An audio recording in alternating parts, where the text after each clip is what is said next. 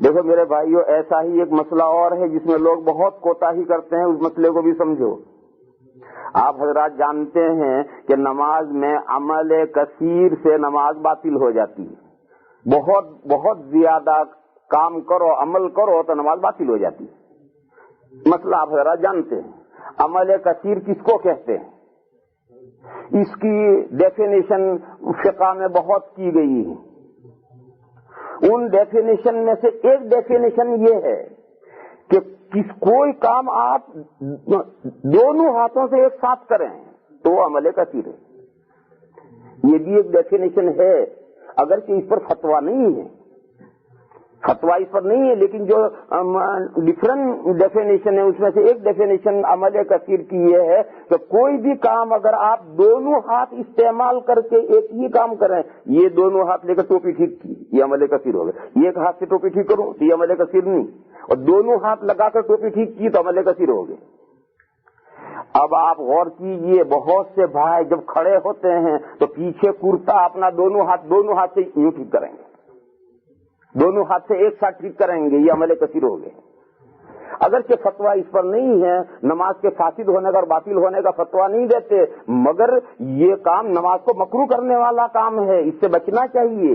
اور بہت سے بھائیوں کو ایسی عادت پڑ گئی ہے کہ انہیں خیال بھی نہیں ہوتا، اور جہاں رکوع سے کھڑے ہوئے تو دونوں ہاتھوں سے ایک ساتھ پیچھے کرتا ٹھیک کریں گے، دو سجدے کر کے دوسری رکعت کے لیے کھڑے ہوں گے تو دونوں ہاتھوں سے کرتا ایک ساتھ ٹھیک کریں گے۔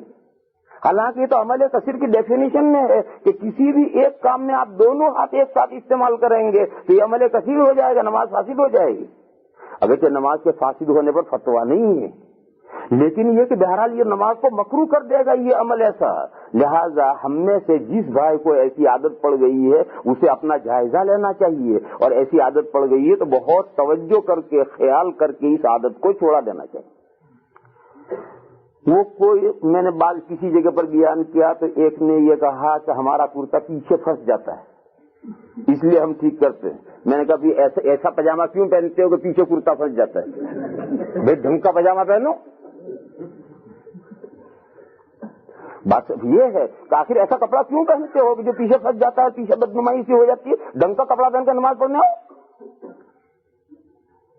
کہ بھائی ہمیں آفس میں ایسے پڑھیں، آفس میں تمہیں جو چاہے پہننا ہو پہنو، آفس میں تمہیں کون سا رکوع سجدہ کرنا ہے، آفس میں تمہیں کھڑے کھڑے کام کرنا ہے، لیکن نماز میں تو رکوع سجدے کا عمل ہے۔ کوئی ضروری نہیں ہے کہ جو کپڑے تمہارے لیے آفس میں کارآمد ہوں وہی کپڑے تمہارے مسجد میں بھی کارآمد ہوں، یہ کوئی ضروری نہیں ہے۔ لہذا مسجد میں مسجد کے شاہ نشان کپڑے پہن کر آؤ۔ لہٰذا یہ کوئی دلیل نہیں ہے کہ ہم ایسا کرتا ٹھیک نہیں کرتے تو ہمارا کرتا پیچھے پھنس جاتا ہے اور پیچھے سے بدنمائی سی ہوتی ہے پیچھے والے لوگوں کے لیے، تو یہ کوئی دلیل نہیں ہے۔ مسجد میں مسجد کے شاہ نشان اور مسجد کے ڈھنگ کا کرتا پہن کر آؤ۔ اور تم نے کوٹ پیٹ اور شرٹ پھٹ کر رکھا ہے تو شرٹ پھٹ کر رکھا ہے تو اس کے اوپر ایسا جبہ اور کرتا ڈال کر آؤ اور نماز پڑھ کر یہ کرتا اتار کر رکھ دیجیے، پھر تمہارے جو آفس کے کپڑے ہیں وہ پہن کر گھومتے رہو۔ ہم کب کہتے ہیں کہ آفس کے کپڑے مت پہنو؟ آفس کے کپڑے آفس میں پہنو، اور جیسے آفس کے شاہ نشان کپڑے آپ آفس میں پہن کر جاتے ہو، مسجد کے شاہ نشان کپڑے پہن کر مسجد میں آؤ۔ اس لیے میرے بھائیو یہ کوئی عذر نہیں ہے، مسئلہ یہی ہے کہ کسی بھی کام میں رومال ہی میں نے ڈال رکھا ہے، ایک ہاتھ سے میں نے رومال یوں ٹھیک کر دیا ٹھیک ہے، لیکن اگر دونوں ہاتھ ایک ساتھ استعمال کیے تو وہی عمل کثیر والی بات آ گئی۔ اس لیے اس سے بچنا ضروری ہے۔